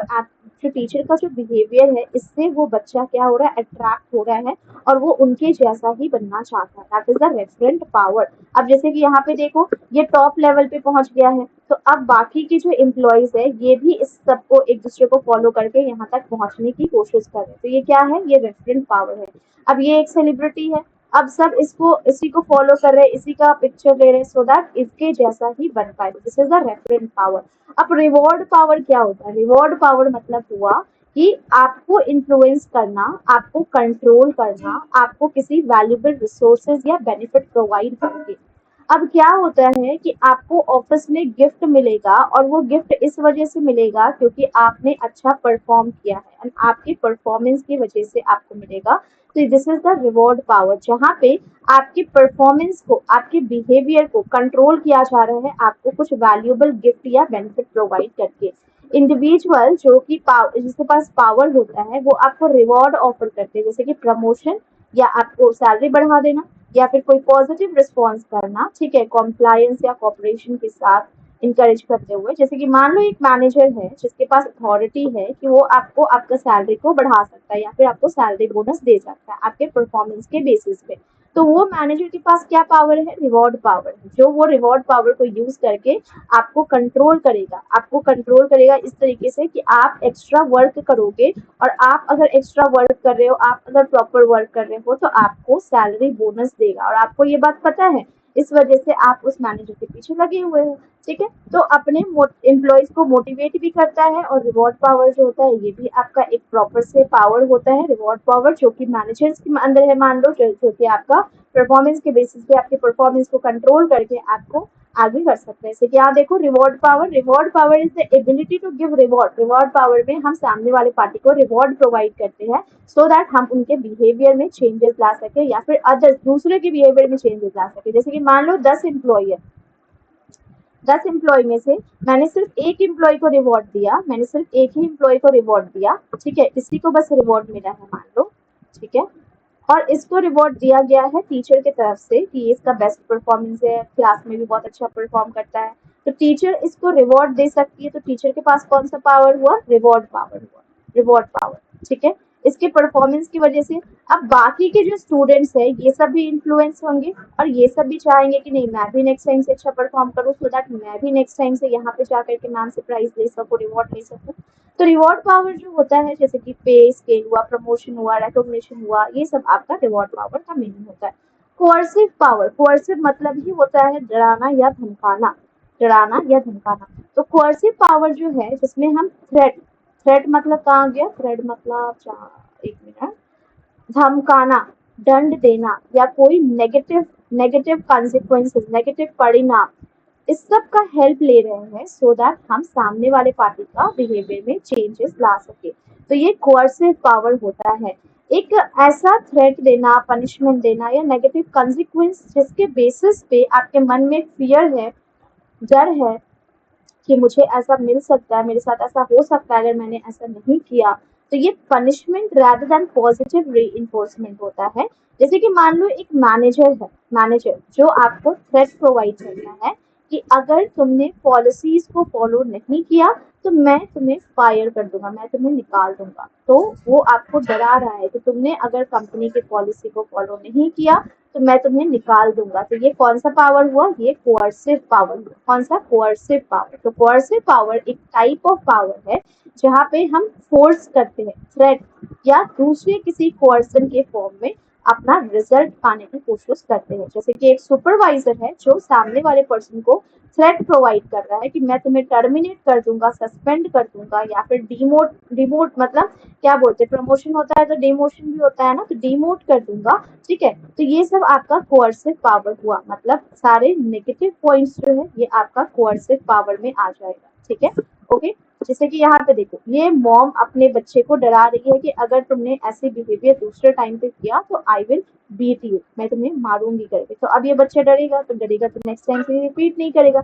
अब जैसे मान लो ये सो रही होगी तो बार बार ये जो इसकी मैनेजर है कि बार बार इसके पीछे आके खड़ी हो जा रही है सो दैट अब इसको लगे कि नहीं मैं तुम्हें देख रही हूँ, तो ये सो नहीं सकेगी या फिर ये अपने काम पे फोकस कर पाएगी। तो ये कौन सा पावर है? ये कोअर्सिव पावर है जो मैं अपने पोजीशन की वजह से यूज कर रही हूँ, किसी को डरा रही हूँ, धमका रही हूँ, वो आपका कोअर्सिव पावर हो जाता है। परसुएसिव पावर, परसुएसिव पावर मतलब किसी को कन्विंस करना। मैंने परसुएड, परसुएसिव आपको इस तरीके से भी बताया है। तो परसुएसिव पावर में क्या होता है, हम अपने कम्युनिकेशन के हेल्प से कुछ रीजन देके कन्विंस करने की कोशिश करते हैं सामने वाले पार्टी को। एक इंडिविजुअल जहाँ पे परसुएसिव पावर को यूज करके अपने किसी पर्सन का ओपिनियन को चेंज करता है या फिर उसके आइडियाज को चेंज करता है। फॉर एग्जाम्पल जैसे कि एक करिस्मेटिक स्पीकर, बहुत ही अच्छा स्पीकर है जो बहुत अच्छा बोलता है, हमने हमने हम मोटिवेशनल स्पीकर का मतलब वीडियोस देखते हैं ना, क्या नाम है, संदीप महेश्वरी जैसे हो गए है ना, तो उनके अंदर वो करिश्मा है कि वो सामने वाले पार्टी को परसुएट कर सकते हैं, अपने बातों में ले सकते हैं, राइट। जैसे कि एक मैनेजर अपने टीम को कन्विंस करता है कि तुम अब ये टारगेट अचीव कर लो, तुम कर सकते हो, तुम कर पाओगे। ठीक है, नए नए स्ट्रैटेजी के हेल्प से उसको समझाता है, प्रॉपर रीजनिंग आर्ग्यूमेंट के हेल्प से समझाता है। तो ये परसुएसिव पावर हुआ। जैसे कि मान लो आपने टीवी पे एड्स देखा होगा, है ना, एड्स, एड्स जो होता है, एडवर्टीजमेंट जो होता है, जो प्रोडक्ट हमें नहीं भी चाहिए होता है वो भी प्रोडक्ट हम परचेज कर लेते हैं। ये कैसे होता है? ये आपका परसुएसिव पावर की वजह से हो पाता है। ठीक है, नेक्स्ट होता है एक्सपर्ट पावर। एक्सपर्ट पावर मतलब ऐसे इंडिविजुअल जिसके पास कोई स्पेशल नॉलेज हो, बाकी सबके अलावा कुछ स्पेशल नॉलेज हो। ठीक है, स्पेशल स्किल्स हो, एक्सपर्ट हो उस पर्टिकुलर एरिया में, that is the expert power. ठीक है, ये आपके परसेप्शन के बेसिस पे होता है जहाँ पर्सन की कैपेबिलिटीज एंड इंसाइट्स को हम समझने की कोशिश करते हैं। जैसे मान लो एक प्रोजेक्ट मैनेजर है, ठीक है, जिसके पास बहुत अच्छा एक्सपीरियंस है, काफी अच्छे अच्छे इंडस्ट्री में, फील्ड में, तो उसके पास एक्सपर्ट पावर होगा जिसके हेल्प से वो सामने वाले पर्सन को इन्फ्लुएंस करेगा और इन डेप्थ में नॉलेज और कॉम्पिटेंस प्रोवाइड कर सकेगा। जैसे कि मान लो ये एक पर्सन है जिसका नाम है श्याम, श्याम, ठीक है। अब ये श्याम को ना, श्याम को भी मैथ्स आता है बहुत अच्छा खासा सॉल्व करने, और बाकी स्टूडेंट्स को भी मैथ्स आता है, बाकी स्टूडेंट्स को भी मैथ्स का एक्सरसाइजेस आते हैं। बट डिफरेंस क्या है ना, श्याम को जो शॉर्टकट्स आते हैं, जो ट्रिक्स आते हैं मैथ्स को सॉल्व करने के लिए, जो फॉर्मूलेज आते हैं मैथ्स को सॉल्व करने के लिए, वो बाकी सबको नहीं आता है। तो ये क्या मैं बोल सकती हूँ कि श्याम के पास एक्सपर्ट पावर है? बिल्कुल बोल सकती हूँ, क्योंकि श्याम जो है दूसरों से खुद को अलग बना रहा है ये सारे टेक्निक्स के हेल्प से। तो this is the expert power, जहाँ पे आपको एक पर्टिकुलर एरिया में, एक पर्टिकुलर फील्ड में you are having a special knowledge, special knowledge. Maths का कैलकुलेशन तो ये भी कर लेते हैं एंड कैलकुलेशन तो श्याम भी कर लेता है, बट डिफरेंस ये है कि श्याम के पास ट्रिक्स है, फॉर्मूलेज है, शॉर्टकट्स है जो बाकी के पास नहीं है। नेक्स्ट है आपका इंफॉर्मेशनल पावर। इंफॉर्मेशनल पावर क्या होता है? देखो, इंफॉर्मेशनल पावर मतलब ये हुआ कि जहाँ पे पर्सन कोशिश करता है, कंट्रोल करता है और प्रोवाइड करता है सिर्फ और सिर्फ आपको वैल्यूएबल इंफॉर्मेशन जो दूसरों के पास ना हो। इस टाइप ऑफ पावर में हम क्या करते हैं, नॉलेज लेने की कोशिश करते हैं। इंफॉर्मेशन, इंफॉर्मेशन, इंफॉर्मेशनल, कंफ्यूज नहीं होने का है। इंफॉर्मेशन लिखा हो या इंफॉर्मेशनल लिखा हो, दोनों का मतलब नॉलेज ही होता है। ठीक है, हम इनसाइड डेटा लेने की कोशिश करते हैं। जैसे कि मान लो एक एम्प्लॉय है जिसके पास प्रॉपर से एक्सक्लूसिव मार्केट रिसर्च डेटा है, अब वो शेयर करता है अपने कलीग्स के साथ, तो उसके पास क्या है, इंफॉर्मेशनल पावर है जो बाकी के पास नहीं था। ये मार्केट रिसर्च का डेटा सिर्फ और सिर्फ वो पर्टिकुलर एम्प्लॉय के पास था, तो उसके पास क्या पावर है, इंफॉर्मेशनल पावर। ठीक है, तो ये कुछ क्वेश्चंस हैं। ओके, अब हम आ जाते हैं टाइप्स ऑफ कम्युनिकेशन पे। इतना तो हमारा हो गया। अब टाइप्स ऑफ कम्युनिकेशन में you can see formal communication, informal communication, interpersonal communication, non verbal communication. बाकी आगे इसमें इनफॉर्मल का कोई बाइफर्केशन नहीं है, नॉन वर्बल का कोई बाइफर्केशन नहीं है, बस है तो आपका एक फॉर्मल का है एंड इंटरपर्सनल का। फॉर्मल में आप देख सकते हो हॉरिजॉन्टल कम्युनिकेशन, वर्टिकल कम्युनिकेशन, और इनफॉर्मल में ओरल सॉरी इनफॉर्मल में नहीं, इंटरपर्सनल में ओरल और रिटन, फॉर्मल में हॉरिजॉन्टल, वर्टिकल एंड डायगोनल। समझ में आया या नहीं? कम्युनिकेशन में you are having one is horizontal and one is आपका diagonal, no informal, and one is formal and one is आपका इनफॉर्मल फॉर्मल। ओ ठीक है, कम्युनिकेशन में आपका सबसे पहले आप देखोगे एक हो जाता है हॉरिजॉन्टल, एक हो जाता है इनफॉर्मल, एक हो जाता है इंटरपर्सनल, इंटरपर्सनल, और एक हो जाता है आपका non verbal communication, non verbal communication, non verbal communication. तो इसमें आपका हॉरिजॉन्टल का 3 पार्ट है, एक हो गया वर्टिकल, एक हो गया diagonal, vertical, diagonal and horizontal, vertical, diagonal and horizontal. ठीक है, ये आपका हॉरिजॉन्टल का हो गया। ये था आपका इनफॉर्मल का, कोई आगे बाइफर्केशन नहीं है। इंटरपर्सनल का है जो कि आपका रिटन भी हो सकता है, ओरल भी हो सकता है। ठीक है, तो ये कम्युनिकेशन की बाइफर्केशन है। दिस इज इनफॉर्मल, ठीक है, एंड ये नॉन वर्बल हो गया। तो ये कम्युनिकेशन के बाइफर्केशन है जिसको आपको अभी एक एक करके देखने का है। ठीक है, अब आगे बढ़ते हैं। ठीक है, अब वर्बल कम्युनिकेशन क्या होता है, वर्बल कम्युनिकेशन में हमें क्या फॉलो करना चाहिए ये ध्यान रखो। वर्बल कम्युनिकेशन में जहाँ पे हम इंफॉर्मेशन को एक्सचेंज कर रहे हैं, जहाँ पे हम क्या कर रहे हैं, इंफॉर्मेशन को एक्सचेंज कर रहे हैं बोल करके, बोल करके, ठीक है, फेस टू फेस बातचीत करके, फोन कॉल्स पे बातचीत करके, डायलेक्ट्स को लैंग्वेज के हेल्प से सामने वाले पर्सन को बता करके, बोल करके। ठीक है, तो वर्बल कम्युनिकेशन आपका कुछ भी हो सकता है जो हम बोल करके कर रहे हैं। ठीक है, बोल करके कर रहे हैं या किसी वर्ड्स के हेल्प से कर रहे हैं। ओके, यहाँ देखो क्या लिखा है, एक इम्पॉर्टेंट प्रिंसिपल जो आपको वर्बल में फॉलो करने का है, जिसको हम लोग किस के नाम से जानते हैं। किस, किस का मतलब क्या है, किस का मतलब है कि इट शॉर्ट एंड सिंपल। मतलब आप जब वर्बल कम्युनिकेशन कर रहे हो, कोशिश करो कि उसको शॉर्ट रखो और जितना सिंपल वर्ड में आप समझा सकते हो उतना सिंपल वर्ड में समझाओ, सो दैट सामने वाला पर्सन जो है आपकी बातों को समझ सके। उसके लिए वो वर्ड कॉम्प्लेक्स ना हो, और अगर उसके लिए वो वर्ड कॉम्प्लेक्स हो जाएगा तो वो आपके बातों को सुनने में इंटरेस्टेड बिल्कुल भी नहीं होगा। तो you have to make sure आप जो भी मैसेज सामने वाले पार्टी को दे रहे हो वो शॉर्ट और साथ ही साथ सिंपल होना चाहिए। ये इम्पोर्टेंट है क्योंकि इससे आपका मैसेज में क्लैरिटी बने रहता है, सिंपल रहता है, और आप इजीली मैसेज को कन्वे कर पाते हो। स्ट्रेट फॉरवर्ड बोलते हो आप, मुझे ये चाहिए तो मुझे ये ही चाहिए, अंडरस्टैंडेबल कम्युनिकेशन हो पाता है। ठीक है, तो ये वर्बल कम्युनिकेशन का मीनिंग हो गया। वर्बल कम्युनिकेशन क्या होता है, वर्बल कम्युनिकेशन को हम डिफाइन कर सकते हैं एक ऐसे कम्युनिकेशन में जिसके हेल्प से हम अपने व्यूज को बता सकते हैं सामने वाले पार्टी को, अपने आइडियाज को बता सकते हैं, इंफॉर्मेशन को बता सकते हैं साउंड की हेल्प से या वर्ड की हेल्प से। स्पोकन पार्ट होता है जैसे कि फेस टू फेस हो गया, आप बातचीत कर रहे हो, जैसे कि ये दोनों पर्सन अपने आपस में बातचीत कर रहा है। ठीक है, तो ये आपका वर्बल हो गया, जहाँ पे पीपल पॉन्डर करते हैं वर्ड ऑफ कम्युनिकेशन। अब ये दोनों भी आपस में बातचीत कर रहे हैं और वर्ड्स की हेल्प से बातचीत कर रहे हैं। Often think about act of talking, जब आपस में ये दोनों एक सबसे एक दूसरे से बात कर रहे हैं तो that is the verbal communication, verbal communication. Interpersonal communication, intrapersonal, oral communication, public communication हम लोग एक करके देखेंगे। अब वर्बल कम्युनिकेशन एक प्रोसेस है जिसमें हम अपने इंफॉर्मेशन को, आइडियाज को सामने वाले पर्सन तक पहुंचाते हैं लैंग्वेज का हेल्प लेके। इसमें आपका ओरल एक्सचेंज भी होता है, इमोशंस एक्सचेंज भी होता है, नॉलेज भी एक्सचेंज होता है। Example, having a phone call, आप फोन पे बातचीत कर रहे हो, वर्बल होगा। आप मीटिंग में कुछ बता रहे हो या बोल रहे हो, वो भी आपका वर्बल होगा। स्पीच दे रहे हो सभी को, तो वो आपका वर्बल हो जाएगा। Teaching and in person class, मतलब आप पढ़ा रहे हो, ठीक है, क्लास में, तो वो भी वर्बल कम्युनिकेशन होगा। इनफैक्ट फूड में, आई मीन रेस्टोरेंट में जब फूड को ऑर्डर करते हो तो भी वर्बल होता है। आप किसी को रास्ते बता रहे हो कि यहाँ से लेफ्ट, वहां से राइट, फिर आगे लेफ्ट मुड़ना, फिर राइट मुड़ना, डायरेक्शन बता रहे हो तो वो भी वर्बल होगा। फीडबैक दे रहे हो तो वो भी वर्बल ही होगा। आपको वर्बल कम्युनिकेशन करने समय किन बातों का ध्यान रखना है? आपको अपने वॉइस पर ध्यान देना है। वॉइस मॉड्यूलेशन पे, मतलब कब आपको तेज बोलना है, कब आपको धीरे बोलना है, कब आपको नॉर्मल बात करना है, कब आपको काफी हाई टोन होना चाहिए।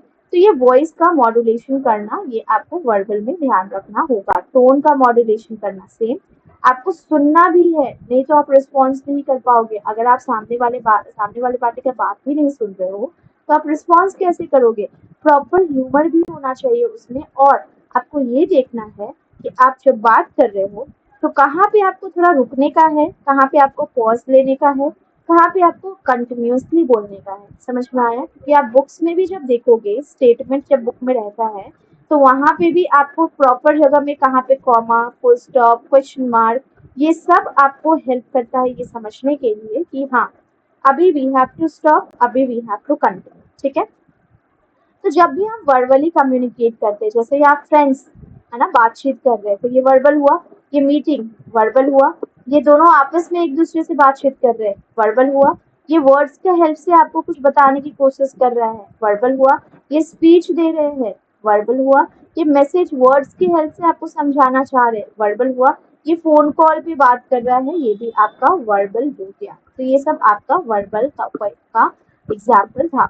अब ओरल कम्युनिकेशन पे आ जाते हैं कि ओरल कम्युनिकेशन क्या होता है। ओरल कम्युनिकेशन मतलब आप इसमें जो भी आइडियाज एक्सचेंज कर रहे हो, थॉट्स को एक्सचेंज कर रहे हो, ये बोल करके कर रहे हो ओरली। आपका ओरल एग्जामिनेशन होता है, वाइवा होता है, उसमें हम सिर्फ बोलते हैं, राइट?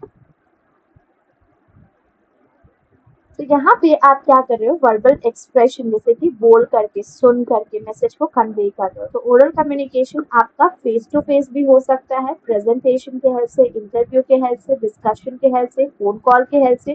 तो ये कम्युनिकेशन डायनामिक होता है, जो रियल टाइम इंटरेक्शन पे होता है, इमीडिएट फीडबैक होता है। ओरल कम्युनिकेशन जो है, यहाँ पे क्लैरिटी ज्यादा होती है, एक्टिव लिसनिंग होती है, and ability to articulate ideas coherently. ठीक है? Oral communication take place in face to face conversation, face to face बातचीत में भी हो सकता है, ग्रुप डिस्कशन में भी हो सकता है, आपका टेलीफोन कॉल्स पे भी हो सकता है, या फिर अलग कोई सिचुएशन जहाँ पे हम बोल करके कर रहे हैं, बोल करके अपने मीनिंग को एक्सप्रेस कर रहे हैं, that is all oral communication. Immediate feedback होता है, पर्सनल टच भी हो सकता है, ठीक है, हाय हेलो किया, हैंडशेक किया, पर्सनल टच हुआ। ग्रुप कम्युनिकेशन होता है, सीक्रेट भी हम ओरल कम्युनिकेशन के हेल्प से शेयर करते हैं। I am telling you something, ये किसी को बताने का नहीं है, तो ये भी मैं तो आपको बोल करके ही कर रही हूँ ना, एक्सप्रेस अपने मन का जो आइडिया है, जो सीक्रेट पॉइंट एक्सप्रेस कर रही हूँ बोल करके ही ना। तो ये आपका ओरल कम्युनिकेशन में आ जाता है। ये ओरल हो गया। टाइप ऑफ ओरल कम्युनिकेशन क्या क्या है? Face to face communication oral हो जाता है, telephonic oral, video conferencing oral, active passive communication oral, interview oral, group discussion oral, presentation oral, grapevine, ये भी ओरल है। अब ये ग्रेप वाइन क्या होता है हम लोग देखेंगे आगे में।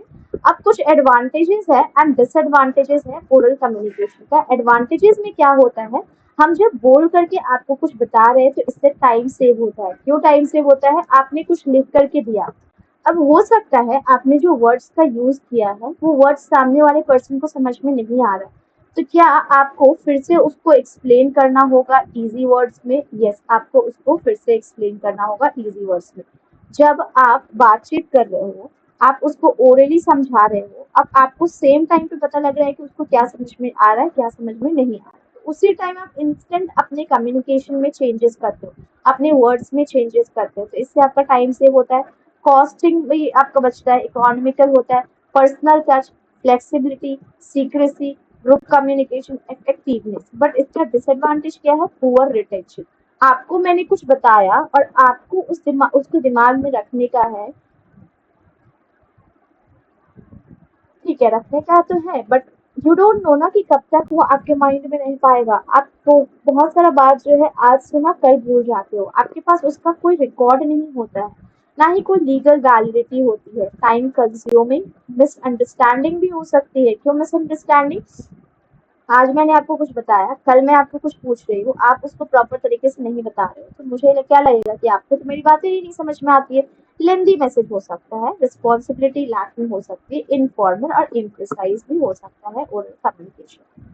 ठीक है, अब आगे आ जाते हैं रिटन कम्युनिकेशन पे आते हैं। रिटन कम्युनिकेशन भी आपका एक वर्बल कम्युनिकेशन में ही आएगा, क्योंकि यहाँ पे भी हम वर्ड्स का ही हेल्प ले रहे हैं, सेंटेंस का हेल्प ले रहे हैं, जिसमें हम लिख करके एक्सप्रेस करते हैं। ईमेल लिखा, लेटर लिखा, रिपोर्ट लिखा, memos, articles, text message, oral message के जैसा नहीं। यहाँ पे रिटन कम्युनिकेशन में आप थोड़ा परमानेंट और आपके पास एक प्रॉपर रिकॉर्ड होता है मैसेज का, कि नहीं तुमने तो ये वाला एड्रेस दिया था और ये एड्रेस ही है मेरे पास।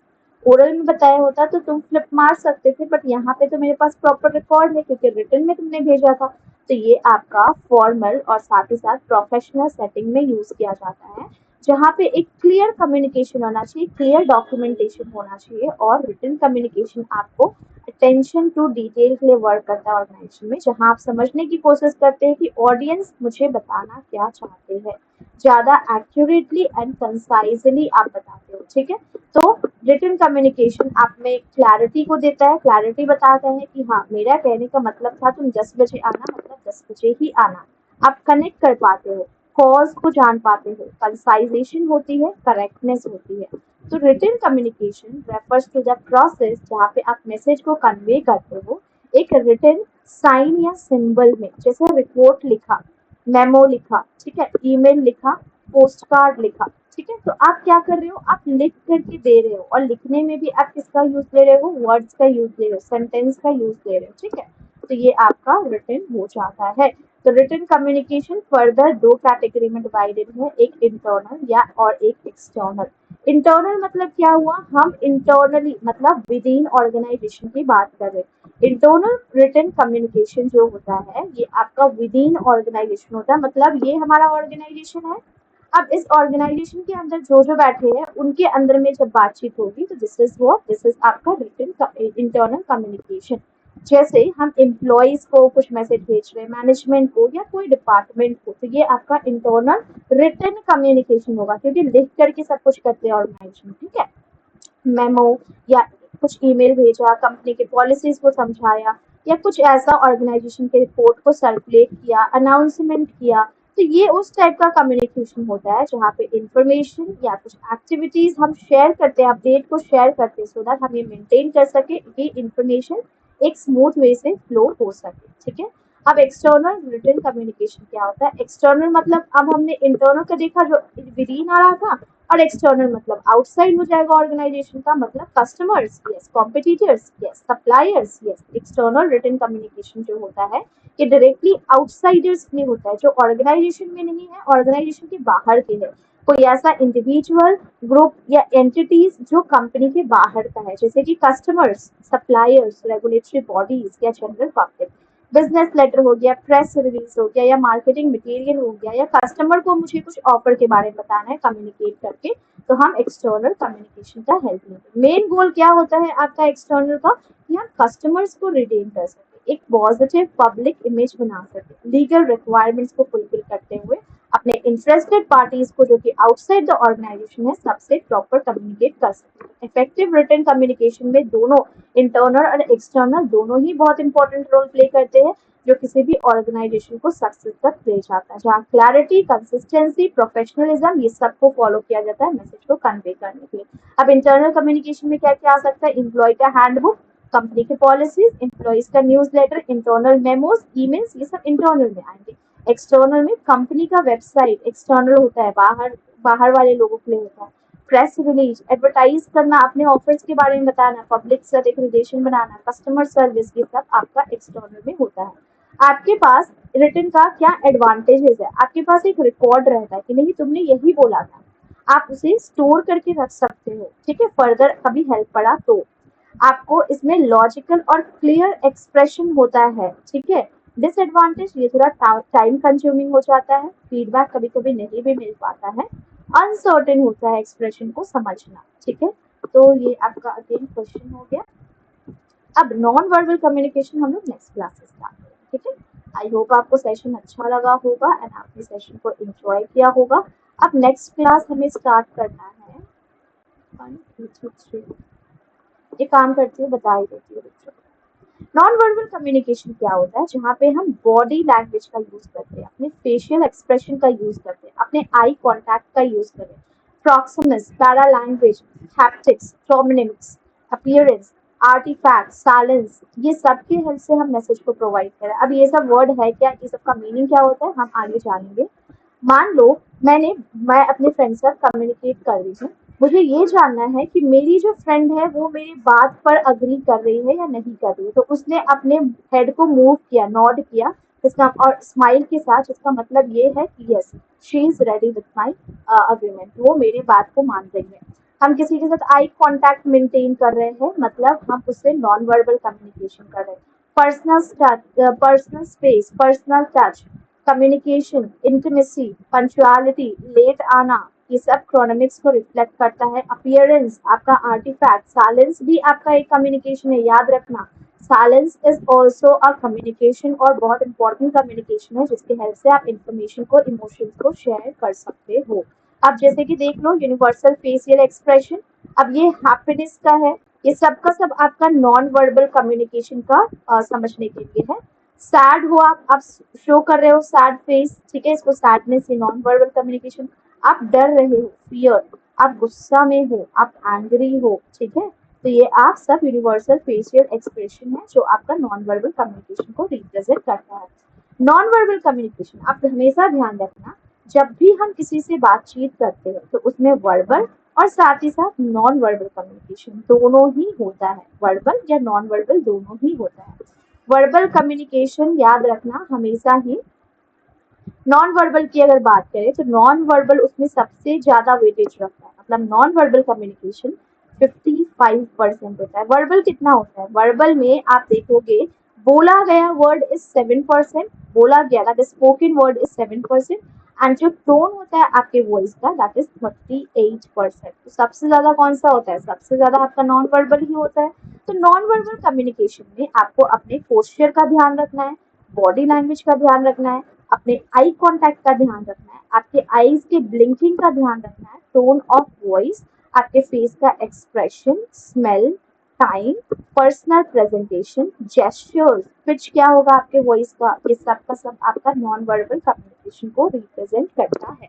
अब नॉन वर्बल कम्युनिकेशन के कुछ टाइप्स है जो आपने ऊपर पढ़ा था अभी, kinesic, vocalics, haptics, proxemics, artifacts and environment, olfactics, टोनिमिक्स, तो ये सब अभी हम लोग पढ़ेंगे। तो देखो यार, types of non verbal communication, आपका अपीयरेंस से भी आपका कम्युनिकेशन होता है। आप जब वेडिंग में जाते हो तो वेडिंग में जाने समय आपका अलग ड्रेस रहता है, आप जब स्कूल जाते हो तो आपका उस टाइम अलग ड्रेस रहता है। तो क्या आपका अपीयरेंस से सामने वाले पर्सन को समझ में आ रहा है कि आप वेडिंग अटेंड करने जा रहे हो या फिर स्कूल जा रहे हो? बिल्कुल। आपका फिजिकल आउटलुक, आपका हेयर स्टाइल की हेल्प से हम समझ सकते हैं कि आप कहाँ जा रहे हैं, कहाँ नहीं जा रहे।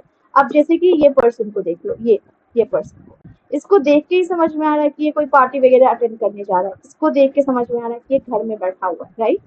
आपका पैरालिंग्विस्टिक मतलब होता है आपका टोन, बात करने का तरीका, वॉल्यूम, एक्सेंट क्या था, दैट इज पैरालिंग्विस्टिक। बॉडी का मूवमेंट, किसी से ज्यादा क्लोज होके बात करना, किसी की तरफ ज्यादा लीन होना, that is body movement. Gestures, आपके हैंड, आपके आर्म्स, आपके फिंगर का movement is gesture. Position, posture, आप जिस तरीके से बैठे हो, आपका हाइट, टॉलनेस, ज्यादा झुक करके बैठे हो, एकदम स्ट्रेट फॉरवर्ड, एकदम तन के बात कर रहे हो, मतलब गुस्सा में हो तो वो भी आपका कम्युनिकेशन। फेशियल एक्सप्रेशन, आप खुश हो, एंगर हो, फियर हो, डर रहे हो, ये भी होता है, ठीक है। और हाँ, ये बात जेस्चर्स काइनेसिक में भी आता है, हम लोग देख लेंगे। Eye contact, oculesics that is tears, जब आप रो रहे हो तो मतलब आप दुखी हो। आईब्रोज को ऊपर करना, ब्लिंक करना ये भी कम्युनिकेशन में आएगा। हैप्टिक्स दैट इज टच करना, होल्ड करना, हग करना, किस करना, ये सब हैप्टिक्स में आएगा। प्रॉक्सिमिक्स मतलब स्पेस देना। क्रोनोमिक्स मतलब टाइम की स्टडी करना, टाइम के अकॉर्डिंग वर्क करना। आर्टिफैक्ट मतलब ज्वेलरी, टैटूज, एक्सेसरीज जो ओल्डन टाइम्स की है उसकी बात करिए। एनवायरनमेंट मतलब location, house, office, coffee shop, ये भी बताता है कि आपका अभी क्या चल रहा है, कम्युनिकेशन ये भी शो करता है।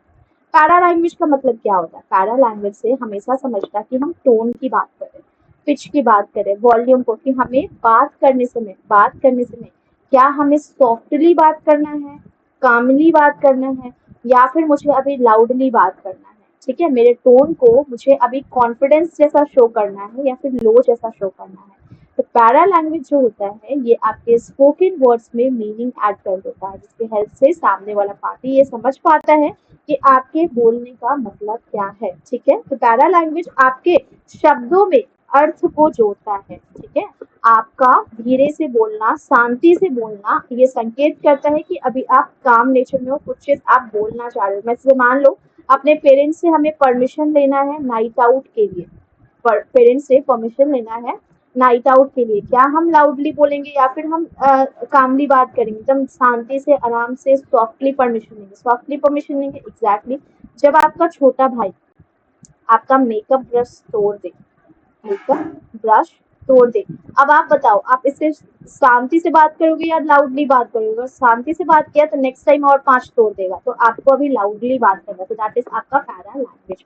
तो पैरा लैंग्वेज क्या होता है? जिस तरीके से आप बात करते हो, जिस तरीके से आप वर्ड को बोलते हो, आपका वॉल्यूम, पिच, बोलने का तरीका, वॉइस का quality, that is para language. Voice, intonation, pitch हो गया, प्रोनाउंसिएशन हो गया, एक्सेंट हो गया, पॉज, आप रुक के बोल रहे हो, वॉल्यूम वेरिएशन, स्पीक, बोलने का स्पीड कितना, मिक्स सिग्नल, वर्ड किस वर्ड पे ज्यादा स्ट्रेस डाल रहे हो, ये सब पैरा लैंग्वेज में आएगा। Communication that is vocal, but जहाँ पे कोई वर्ड का यूज नहीं होता है, दैट इज पैरा लैंग्वेज।